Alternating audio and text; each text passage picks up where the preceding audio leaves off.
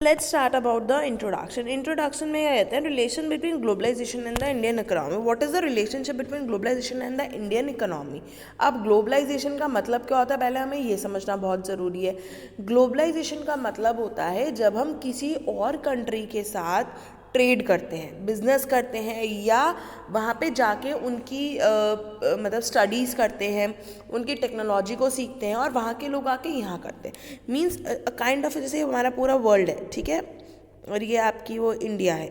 तो यहाँ पे इंडिया मतलब जब हम पूरे देश के साथ, नॉट इवन इन इंडिया, सिर्फ इंडिया में ही नहीं, जब हम देश के हर कॉर्नर से जाके मतलब माइग्रेट होंगे, उधर के लोग इधर आएंगे, इधर के लोग उधर जाएंगे, हम पढ़ेंगे, वहाँ की चीज़ें सीखेंगे, that is known as the globalization. लेकिन हम यहाँ बात करेंगे बेसिकली ट्रेड की, मार्केट्स की।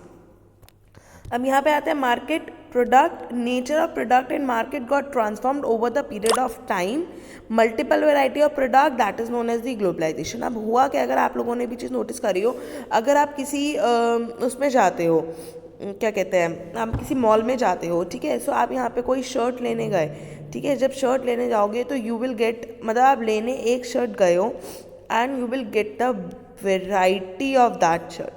आप सिंगल, आपको पता है जी हमारे घर में फंक्शन है, मुझे एक कोट पैंट या एक शर्ट ट्राउज़र लेनी है, और सिंपल अपने माइंड में आप सेट करके गए और आप मॉल में चले गए, so you will get a different varieties of the product, multiple options आपको मिल जाएंगे, ठीक है। सो ये वही रीज़न है जो ग्लोबलाइजेशन की वजह से, क्योंकि बाहर के देश यहाँ के ट्रेड करते हैं, यहाँ के देश बाहर जाके ट्रेड करते हैं, और तो इसे हम बोलते हैं ग्लोबलाइजेशन, ठीक है। नेक्स्ट आता है ग्लोबलाइजेशन की डेफिनेशन क्या है, is the word use to describe growing interdependence of world economic, culture and population brought about cross-border trade in goods and services, technology and flows of investment, people and information।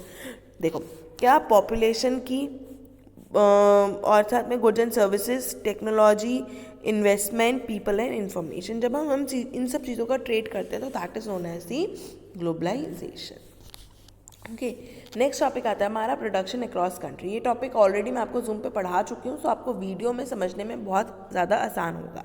अब जब हम ये production करते हैं countries का, ये करते हैं हम थ्रू MNCs, ठीक है, that is the multinational companies, owns और control production in more than one nation. इनका क्या होता है कि ये एक से ज़्यादा कंट्री में इनका कंट्रोल होता है, ठीक है, मतलब ये सिर्फ एक ही कंट्री में वर्कआउट नहीं करते, ये डिफरेंट कंट्रीज़ में काम करते हैं।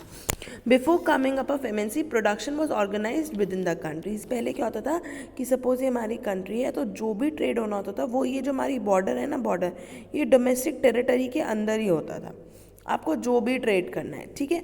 लेकिन जब फिर ब्रिटिशर्स आए तो उन लोगों ने ट्रेड करना शुरू कर दिया, तो यहाँ पे अब जैसे raw material and finish goods, तो वो करते क्या थे, वो इम्पोर्ट करते थे फिनिश गुड्स, ठीक है। फिनिश गुड्स कैसे, इसका भी एग्जाम्पल दूंगी आपको मैं।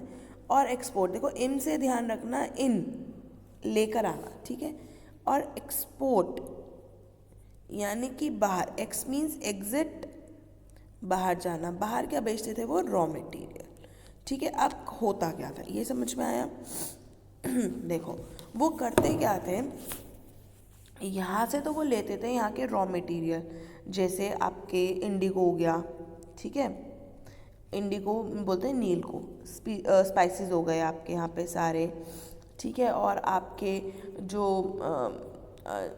हैंडीक्राफ्ट वर्क हो गया, तो इन सब चीज़ों को तो ना वो यहाँ से बाहर भेज देते थे, ठीक है। मीन्स सपोज जैसे एग्जाम्पल, वो 10 रुपीज़ की कोई चीज़ को बाहर भेज देते थे, ठीक है। लेकिन जब वो अंदर लेकर आते थे, वो चीज़ लेकर आते थे 100 रुपीज़ की, तो जो 90 रुपीज़ थे ना वो भी हम इंडियन से ही वसूल करते थे इन दी फॉर्म ऑफ टैक्स। तुम्हें 3 गुना लगान भरना पड़ेगा, याद है लगान मूवी में, तो वो यही चीज़ थी, ठीक है। ट्रेड क्या करते हैं, raw material, food stuff, Indigo, finished products, okay. अब MNC क्या करती है, रिड्यूस कॉस्ट थ्रू दिस, कैसे, यहाँ पे उन्हें चीप लेबर और रिसोर्सेज मिल जाती है, अब इसका एग्जांपल ये है कि कोई भी हमारा एक प्रोडक्ट है, ए प्रोडक्ट है, ठीक है, तो वो क्या करेगा, उसका डिज़ाइन जो है वो यूएसए में हुआ है, उसकी मैन्युफैक्चरिंग जो है वो चाइना में हो रही है, और इंडिया में उसका कॉल सेंटर है, यानी कि वो लोगों को बताता है, प्रमोट करता है, उनकी प्रॉब्लम सॉल्व करता है, उन्हें प्रोडक्ट के बारे में इंफॉर्मेशन देता है, ये सारी चीज़ें, ठीक है। So these good and services are produced globally produce होती है। ये नहीं कि ये प्रोडक्ट अगर हमारे रशिया का है तो रशिया ही सब कुछ करेगा, नहीं, वो क्या करते हैं, डिज़ाइन यूएसए से कराएंगे, प्रोडक्शन चाइना में कराएंगे, प्रमोशन इंडिया में कराएंगे, तो ये सारी चीज़ें होती हैं। नेक्स्ट आता है हमारा जैसे चाइना में चीप मैन्युफैक्चरिंग लोकेशन, यहाँ पे चीप मैन्युफैक्चरिंग लोकेशन है just because of its technology. Mexico और यूरोप में क्लोजनेस टू यूरोप, यहाँ पे जो वाटर बेस्ड है ना, जो हमारा ट्रांसपोर्टेशन है वो हमारा मतलब ईजी पड़ जाता है। और इंडिया में यहाँ पे स्किल्ड इंजीनियर्स हैं, इंग्लिश स्पीकिंग यूथ है, इसकी वजह से इसकी जो कॉस्ट होती है वो हमारी रिड्यूस हो जाती है। दैट्स वाई एमएनसी जो है, that is a multi national company, वो क्या करते हैं, आपके यहाँ आते हैं, ट्रेड करते हैं और अपना प्रॉफिट अर्न करते हैं और हम लोगों को सैलरीज पे करते हैं।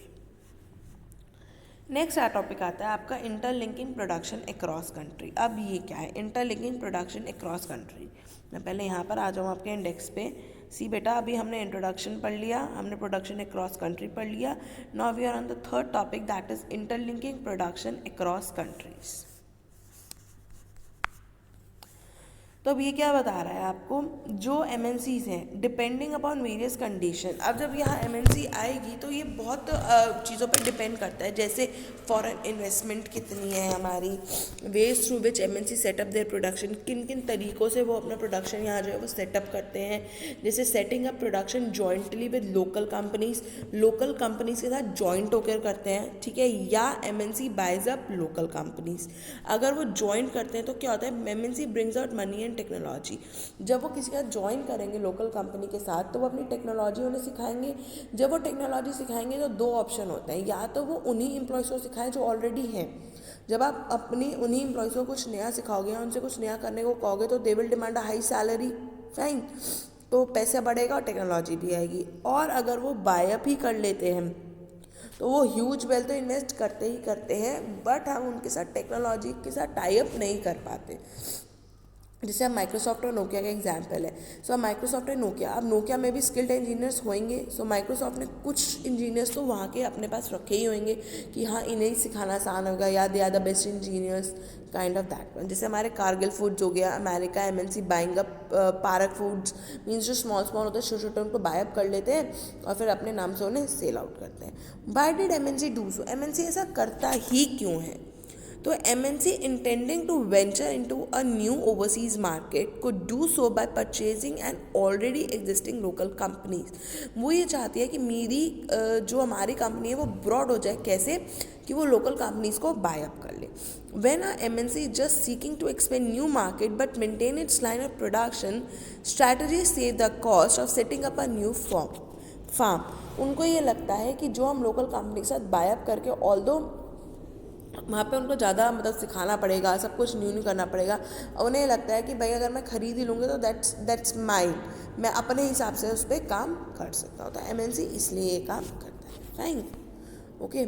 सो let's come to the next point. एक हमारा ये पॉइंट था, अब हमारा जैसे इसमें हमने फर्स्ट पॉइंट ये पढ़ा, या तो वो लोकल कंपनी के साथ ज्वाइंट कर लेगी या उन्हें परचेज कर लेगी, ठीक है। सो जो इसका थर्ड पार्ट है वो क्या है, that is MNC place orders for production with small producers. या वो प्रोडक्शन के लिए किसको प्लेस ऑर्डर करेगी? जो आपके स्मॉल प्रोड्यूसर्स हैं। जैसे products such as garments, footwear etcetera are produced and supplied by small producers. MNC sell under their own brand names, मतलब वो बनाती तो वो छोटी छोटी कंपनीज है, लेकिन जो एमएनसी है वो उसे अपने नाम से फिर सेल आउट करती है। MNC has power to determine price, quality, deliver and labour condition. और MNC उनके प्राइस डिटरमाइन करती है, क्वालिटी भी, deliver quality what they are giving to the customers, and the labour conditions also, कि लेबर को कितनी वेजेस जाएगी, कितने दिन वो काम करेगी, कैसे काम करेगी, वो सब कुछ MNC ही डिसाइड करती है, fine. So in a next part will start the next topic, that is foreign trade and integration of the market.